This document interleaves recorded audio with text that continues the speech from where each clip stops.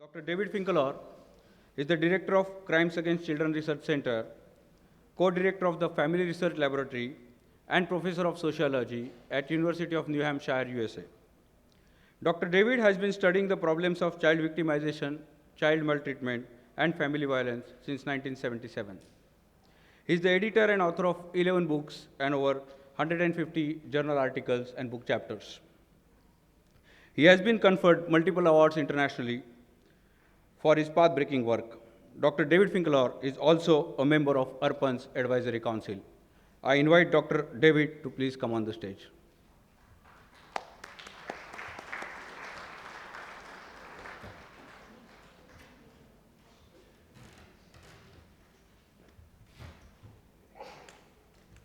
Mr. Javier Aguilar is the Chief of Child Protection Programs, Unicef India. He has 20 years of international experience in the area of child protection, working with UNICEF and other international organizations in Latin America, Middle East, Africa, and South Asia. Arpan is a grantee partner of UNICEF India. I request Mr. Javier to come on the stage.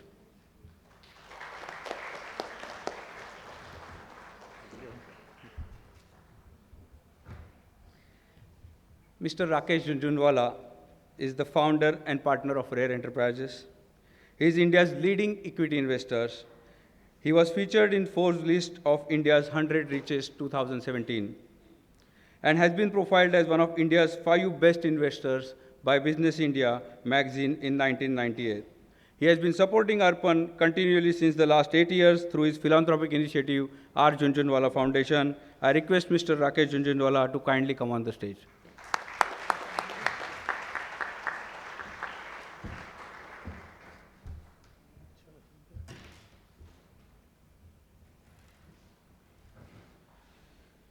Mr. Sonjoy Chatterjee is the chairman of Goldman Sachs India. He is also chairman of the India Operating Committee and co-chairman of India Diversity Council.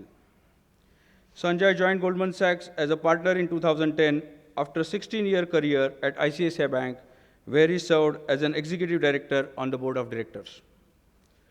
Goldman Sachs has been supporting Arpan for over 3 years. Mr. Chatterjee is also a member of Arpan's Advisory Council. I request Mr. Sonjoy Chatterjee to please come on the stage.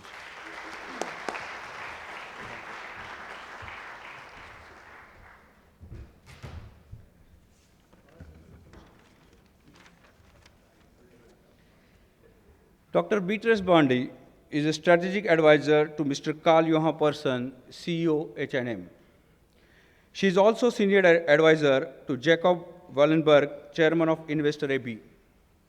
She is also board member of the Advisory Committee of the British Academy, a board member of the Swedish Chamber of Commerce in the UK, and of the Development Board of the Theatre Young VIC in London.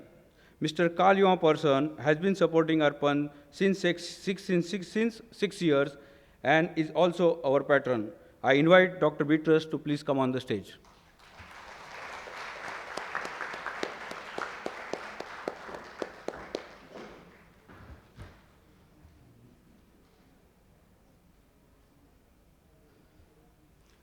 Mr. Peter Kenyon is the director of the Marshall Foundation since it was founded in 2010. Peter has over 20 years of diverse experience managing and building companies across numerous geographical areas. He has advised multinationals and social enterprises as a management consultant working for Booz & Company, Unlimited, the UK Foundation for Social Entrepreneurs. The Marshall Foundation has been supporting Arpan since 6 years. I invite Mr. Peter to please come on the stage.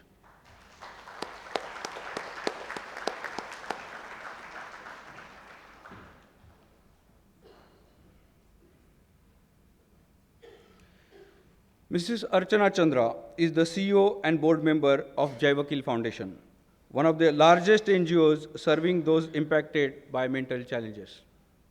She is also a member of the advisory board of Anna Mitra, part of the ISKCON Food Relief Foundation.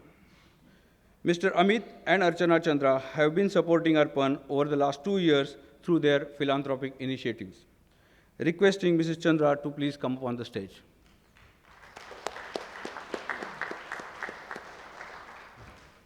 So excited and thrilled that as we stood to release this, first ever longitudinal impact study of personal safety education program in the country.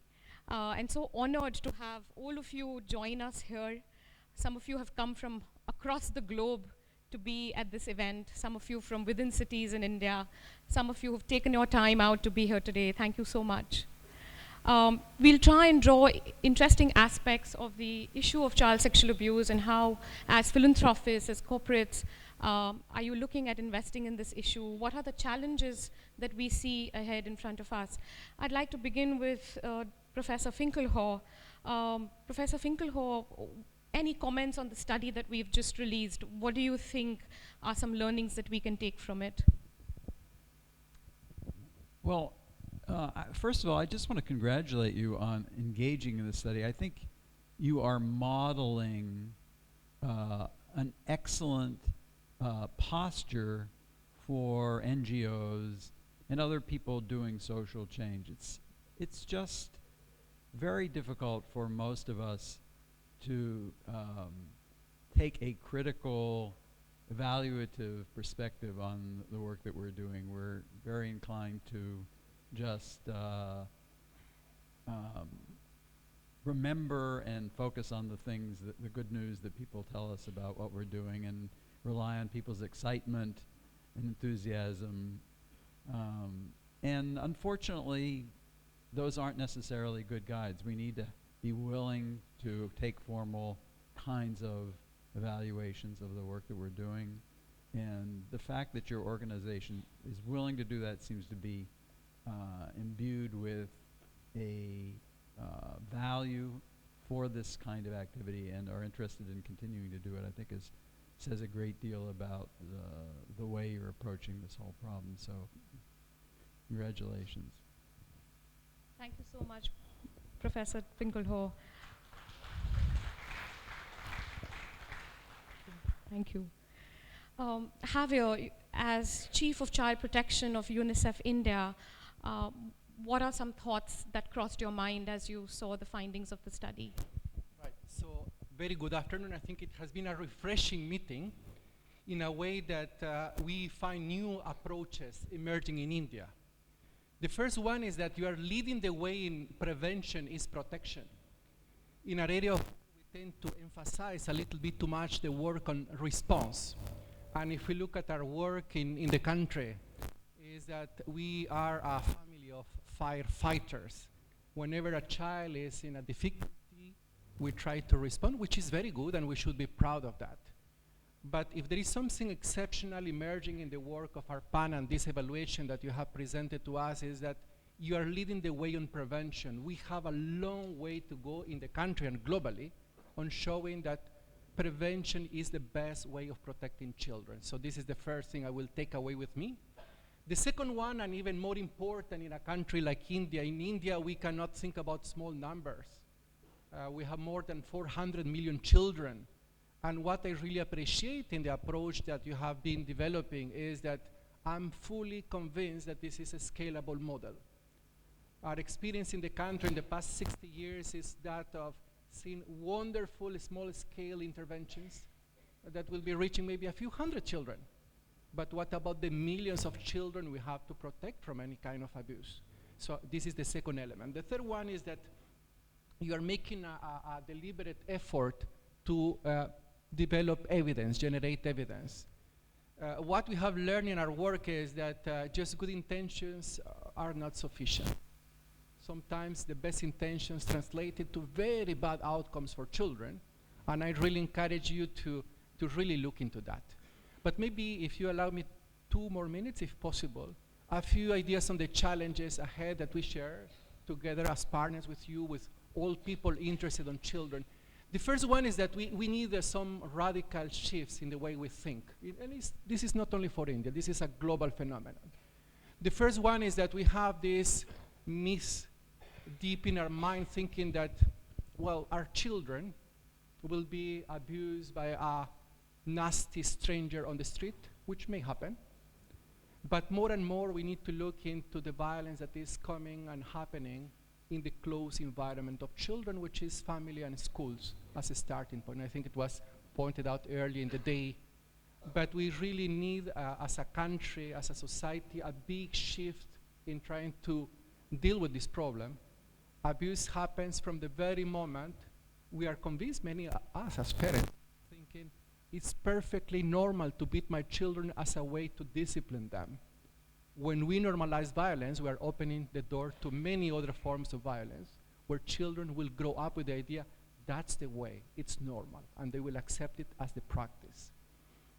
The second element that we should keep in mind is more on the reporting part of abuse, any form of abuse. When we look globally, what Unicef has collected as data on child abuse, especially sexual abuse, from 30 countries we have data. It's very difficult to get data on sexual abuse globally. But only 1% of cases of sexual abuse are reported, and even less than so. It tells you the story about the lack of trust in the system that will protect children, but it also tells you about the own fears of children themselves in reporting abuse. So this is a shocking finding, and we should be able to ensure that all these frontline services that are there to help children will be doing a proper job. The third element, and I will close there, I promise, is about boys, boys, boys, boys. Why boys? As an organization, 20 years ago, we started emphasizing on girls, because we observed that girls are left out and marginalized. But actually, we have gone into another extreme, in which we are empowering girls, and I think we should continue doing so, and we're telling girls how to remain safe. But next to these girls, next door, you will see boys growing into those men who will be their main threat in the future. How do we work with our own boys in a way that we develop a positive masculinity that is not based on force, strength, and abuse? And I think we have a long way to go. The needs of girls and boys when it comes to abuse are not the same. And I think we are really missing the point with boys. We need to re-engage with them while keeping the work that we're doing with girls. But please, a major cultural change is needed in the way we raise our children. I'm the father of 2 boys. I'm in a good position to tell you that if change is to happen, boys and us men, we have to be part of this change. Thank you.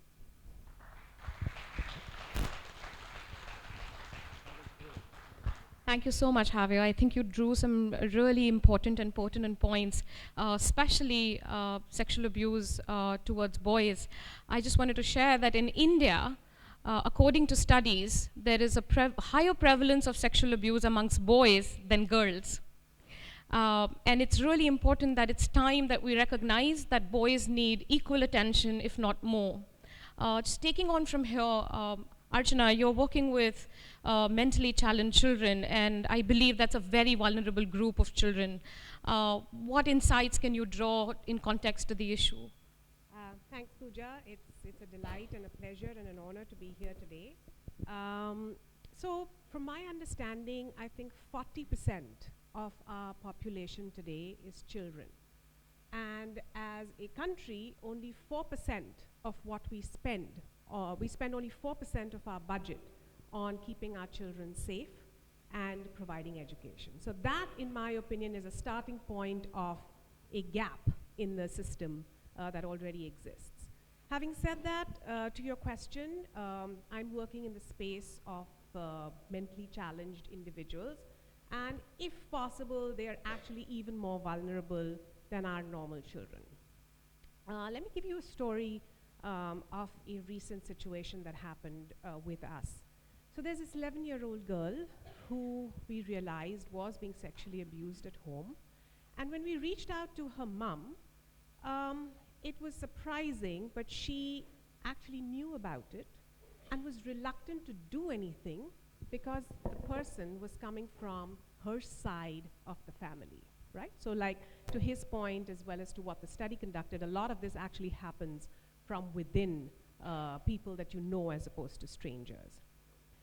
We decided to reach out to the local NGO who works in the community as well as the local police, and were appalled at their behavior because they were like, yes, it's unfortunate, but these things happen in society, it's not such a big deal. And we were like, no, it is a big deal. So what are we going to do about it? And they were like, oh, it's a hassle. the court takes so long. So we need to actually really figure out how to tighten our legal system, how to make the processes more proactive, more quick in response time, right? So that is something, again, which is a huge gap in a country like ours. What we realized is that in order to make a shift, or in order to be able to address this, right, I think the society as a whole needs to go through a behavioral change where something like this, so simply, is just not acceptable, right? You've got to have a zero tolerance approach to a situation like this, which unfortunately is not really there in our country. There is a lot of this chalta hai, hota hai, samaj kya kahega, kis muh se hum bahar niklenge. We have to fix that, right? And that starts with awareness and zero tolerance policy. Honestly, when I think about it, what Deepika Padukone, she's a very prominent Hindi film heroine that we have in our country. She came out and talked about depression, right? And the minute she did that, she took away the stigma from struggling with an issue like depression. She made it okay to talk about it and actually seek help. That is what we need to do for the space that we are working with and struggling with. The other thing is just spreading awareness, right? How do you say that, what am I going to do for society as a whole to fix it where the behavioral change happens and something like this is completely not acceptable? Right, I completely agree. And even in our work, we're seeing and we're getting requests for trainings. Actually, at least 5 trainings have been done with teachers who work with special children. So there's a growing need and understanding that is being asked for. So how to address this issue with special children. And I'm really looking forward to Arpan's future work, focusing a lot on that and developing curriculum around it. Much needed, thank you. Absolutely. Thank you. Rakesh uncle, you've been supporting Arpan since 8 years now, and we so totally appreciate this journey that you've had with us, actually co-traveling it together. I would love for you to share what makes you invest in child sexual abuse or support Arpan to deal with this issue.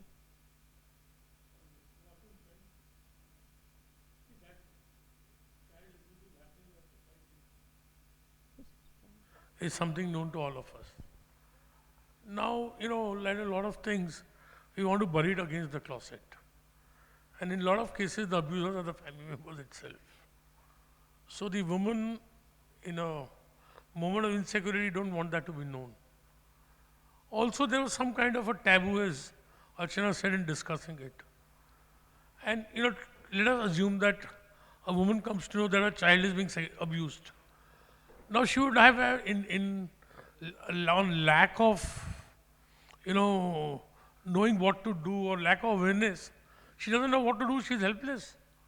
So I think as a society, we got to be very much aware of this problem, bring it out of the closet, and understand that it's a mainstream problem, and we have to work towards addressing it, right? So first thing is that we should make society aware. We need to work on this angle and make society aware that it's a problem, we need to address it and not bury it under the closet. Second thing, I think it's important to make children aware itself that what is abuse, right? And it's only through education programs, through training programs, can children be known. And don't forget that apart from the physical abuse a child goes through, it leaves a psychological impact on the child for all his life. And turns a lot of those children into, human qualities which are very dangerous. So I think all in all, it's an area where I think we as a society need to work. We need to get it out of the closet. We need to make it mainstream in schools. We need to make parents conscious and aware of it. And that's why I thought that since Arpan is doing work in this area, I thought it should be supported, and that's why I supported it. Thank you so much.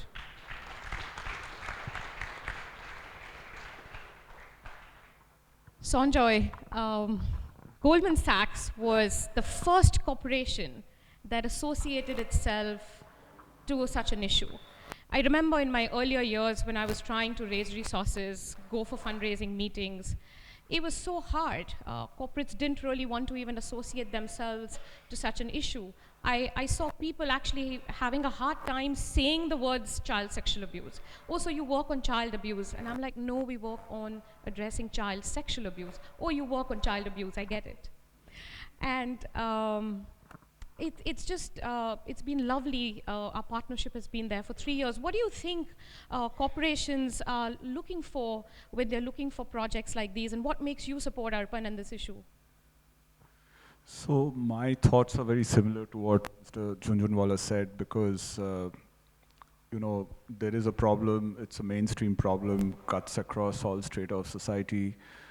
Nobody wants to talk about it. People want to hide something about it. So we have to step up and do something. I think that's the first really step in this. And Pooja, first I stepped in and then I got Goldman to step in. And so in that sense, it's been a 6-year journey. But I think what's unique about this, because Goldman does a lot of work with women in general, right from education to entrepreneurship to setting women to run successful businesses on their own strength and merit. But it's really going a little behind in that chain and seeing, how to make that whole progress path more wholesome. And I guess somewhere in our thoughts, this fitted into that. And I know it's to do with both boys and girls, but the first instance, it's more about girls that comes to mind. And if you can pull that chain, that how do you create successful women, in our heads, we kind of thought this was also a part of that, which we need to kind of focus on through what Rakesh said about education and very simple awareness and making people stand up, just that simple thing, stand up. And we felt that this was the right thing to do. It was more about doing the right thing than about what's good for a corporate and what's not. Great, thank you so much, Sonjoy. Beatrice, would you like to bring in an international perspective to this issue and what makes Mr. Persson support this as well? Yes, first of all, I would like to congratulate you, Pooja, for being the mother of Arpan on your 10th anniversary of your many children, of the children of India, and all your team for your absolutely wonderful work, and also on behalf of Karl-Johan Persson, who is the CEO of H&M. And we came from a different angle to the question, which was that Karl-Johan Persson is a young CEO. He's the third generation of one of the world's global retailers, H&M. And of course, there's a lot of production in India, so he asked me to look for some interesting projects in India, not as an H&M, because H&M has its own foundation and works very closely with Unicef in many parts of the world, but him supporting interesting young people with interesting ideas in the social entrepreneur sector. And when I met you, I mean, and I told him about you, first of all, he was very shocked. He had no idea of the extent of the issue. Yet not even ever thought that there was such an issue as on that scale of sexual child abuse. Then he's a very empathetic person. He's a young CEO. He has 3 children, and he's cannot accept any violence against children.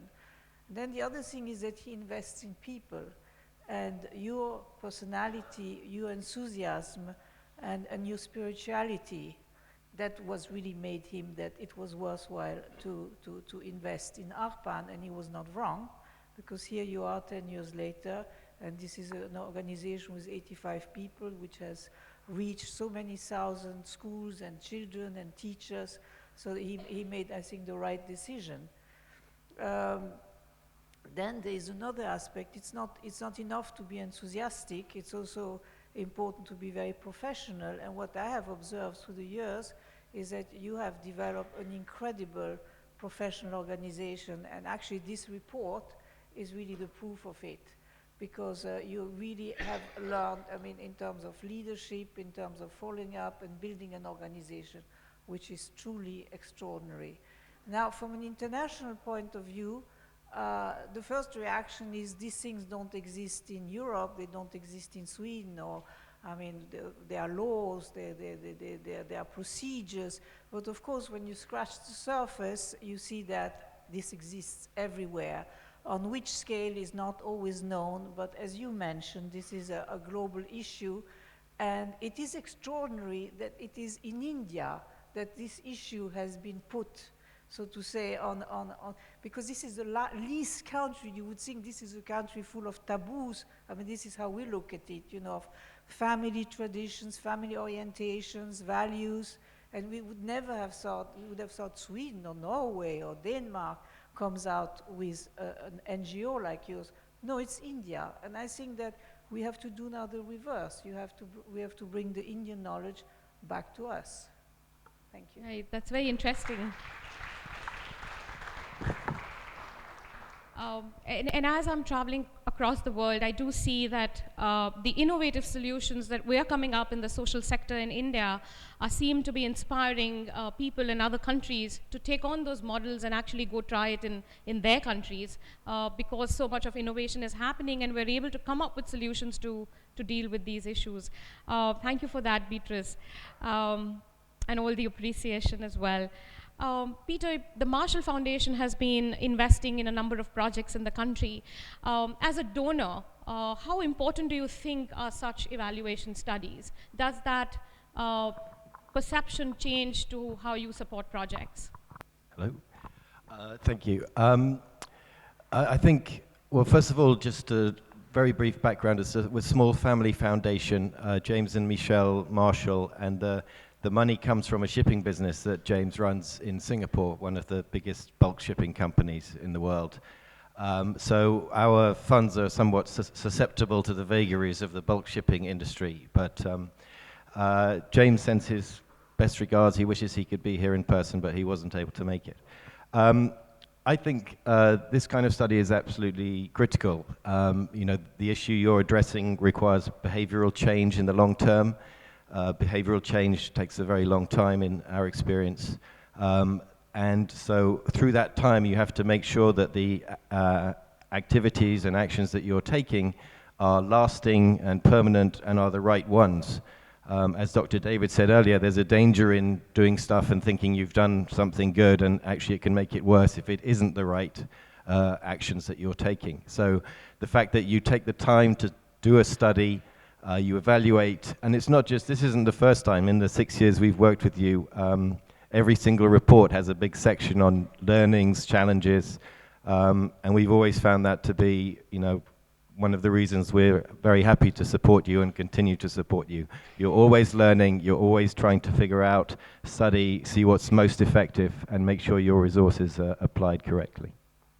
Thank you so much, Peter. As an organization, we have been invested in continuous monitoring and evaluation, and like you said, to determine strategies of the organization and build a path forward based on what's really happening on the field. Because we might, on one side, be believing something, but actually the way we find responses on the field is what actually needs to determine the way we execute our programs. David, you're a big proponent of the school-based prevention programs. Do you think India needs to be looking at any other strategies to be addressing the issue of child sexual abuse? Well, I talked in my presentation about organizational prevention strategies, which I think are also important. One of the things that has been very influential in other countries, and I don't know the extent to which it has been developed here, is that famous people have done a great deal to advance this issue by coming forward as survivors of abuse in their own lives and talking about them and empowering other people to do the same. It's a way of opening up society, it's a way of opening up the conversation, it's a way of illustrating the different varieties of forms that abuse can take. To the extent that you and other people in the room can reach those kinds of networks, encourage people with the power that they have to provide hope and meaning and some kind of healing through just their own personal testimony. I think that's something that's really worth doing. Absolutely, and we find that connection happening in India as well. When Amir Khan spoke on Satyameva Jayate, sorry Archana, go ahead. I just wanted to say the Me Too campaign is actually one such classic case in point where you mainstream an issue that people don't want to ordinarily talk about, but somebody started it and it empowered the others to follow suit. So more power to them.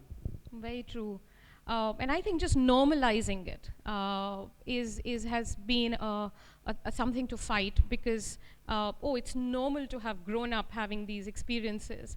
And it's just important to say, no, it's not okay and it's not normal to have these experiences. And like you said, I think the power of influential people is tremendous. We have a lot of powerful people on the stage today, and it's so heartening to see that they are advocates of child protection, and to have also seen that even in our country I find that Bollywood actors have tremendous influence. When Amir Khan spoke about child sexual abuse in Satyameva Jayate, we had so many people talking about the issue of child sexual abuse. When Kahani 2 recently came out and Vidya Balan was the protagonist talking about this issue, I think it got people starting conversing again.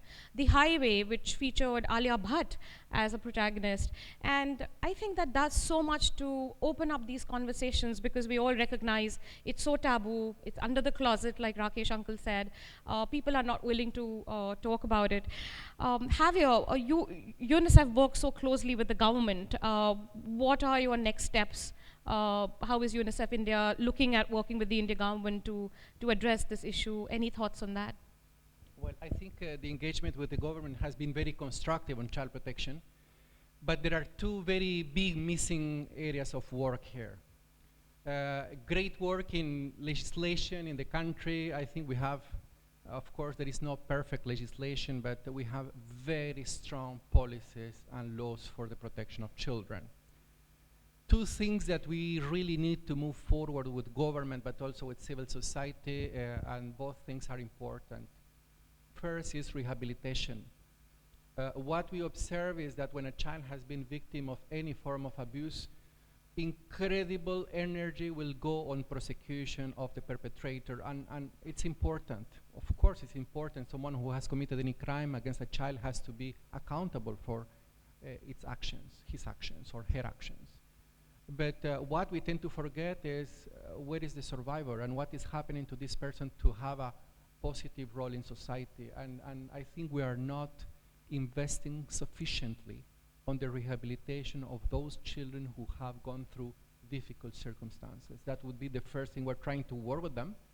It's taking time.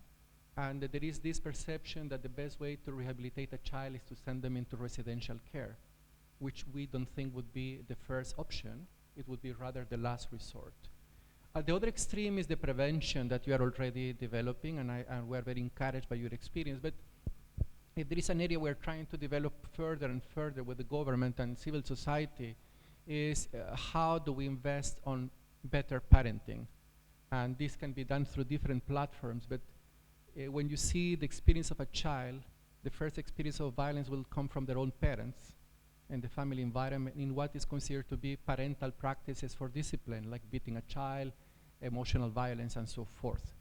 We still have a long way to go on how do we mainstream these parenting programs through different systems. I'm optimistic that the schools can lead this process to some extent, but we have to accept that millions of children are out of school in India, officially 6 million. Other sources say that it's far more than that. I cannot guarantee what is the right number. But if there is something we're trying to promote more and more is how do we strengthen the families? How do we support parents to improve their own behavior towards children? If a child becomes violent, maybe this violence has been learned at home, maybe, not necessarily, and we have to concentrate on that. A difficulty in the work we do is that we are a little bit divided between what is large scale and intensity of the programs. What does that mean? Is that there is no way we can improve the lives of children in the country if we do not reach 2 million. But on the other side, if you want behavioral change, this can only happen when you have high intensity programs. I consider your program like high intensity, but what do we do to reach the millions? And it's a problem that, to tell the truth, we have not solved yet with our government partners. Quality versus scale. I completely relate to that, and that has been one of the things that we've been challenged at Arpan year on year, is that how do you take on an impactful model and scale it to millions of children without losing impact? And from there on, I would love to ask Archana, you and Chandra has joined us some time back. Thank you for being here, Amit. You're investing and supporting various kinds of social issues in the country. Do you see any linkages of integrating child protection in other social issues, and how can we mainstream this? Pooja, the first thing that you need to do is just create a collaboration of the different players who are just working in the space of child sexual abuse, right? Partnerships in the sense of you do awareness, you do prevention, I come in to do the teaching and the education part, who does the rehabilitation.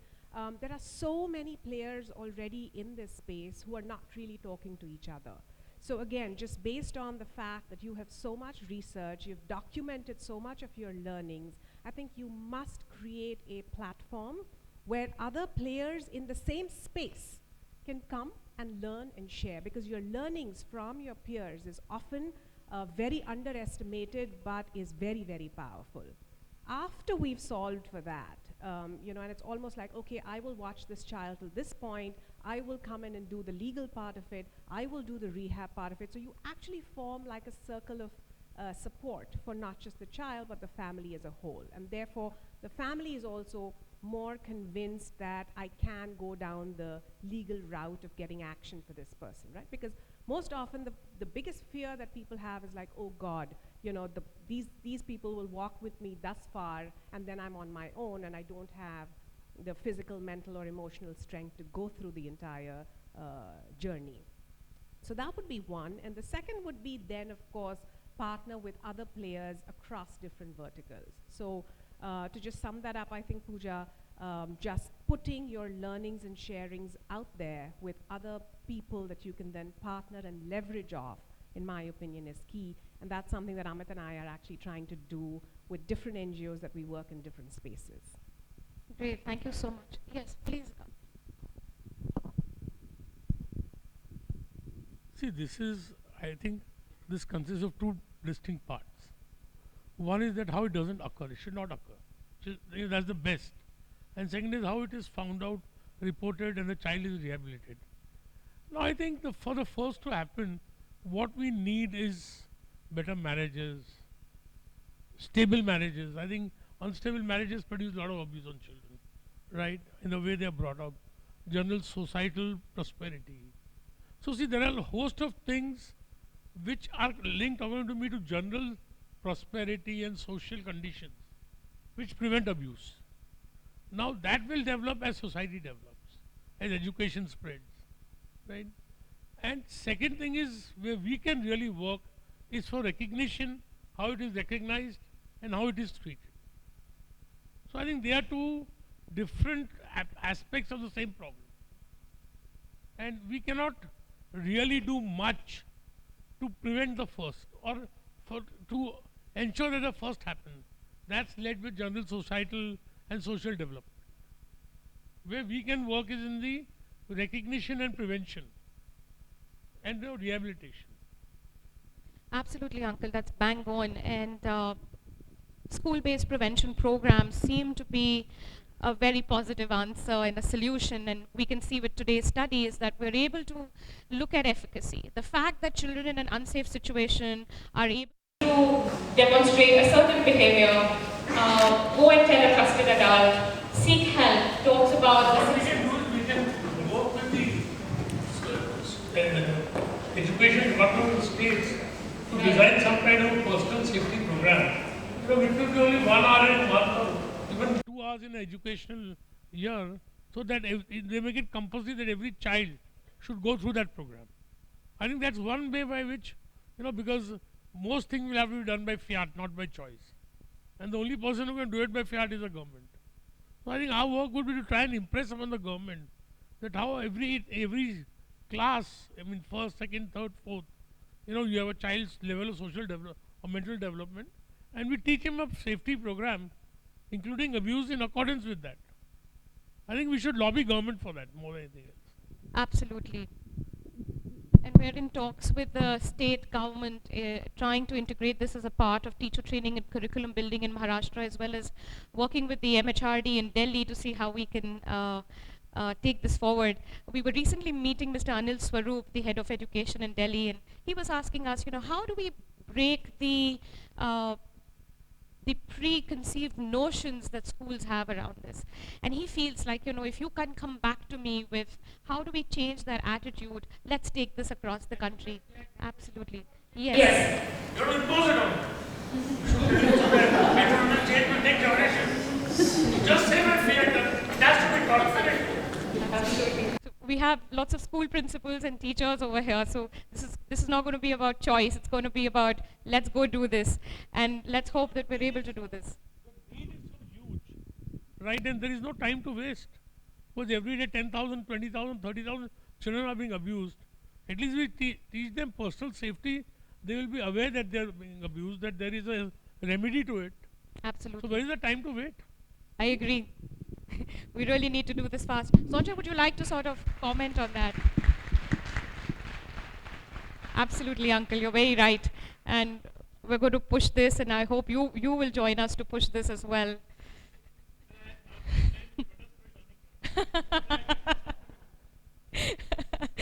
Thank you. Sonjoy, would you like to add on to that? As what do you think can be the future steps of what we need to do? So the biggest thing is to go to the schools and get a much larger network. I think all the meetings that I've had with you and your team, there's been a big, resistance from schools. Even very well-to-do, well high up on the academic ladder, those kind of schools resist us the most from what I've seen. And you go to trustees, you go to various networks, and you try to push it through.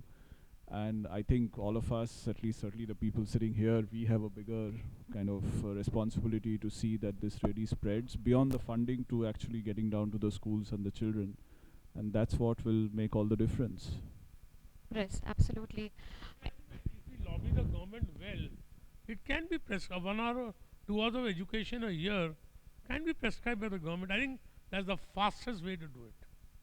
Absolutely. Only thing is, we need to have infrastructure which can train the teachers as to what has to be taught, how it is to be taught. But that if you want to do it on an all India basis, boss, we need it in many multiples.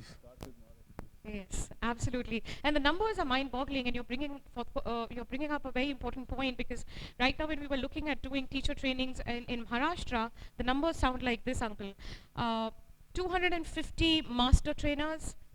The 252 master trainers then go and train 3,200 block level master trainers and teachers. These 3,200 block level teachers go on and train 700,000 teachers across Maharashtra in 36 districts. And these 700,000 teachers reach out to a couple of crores of children. And this is just the state of Maharashtra.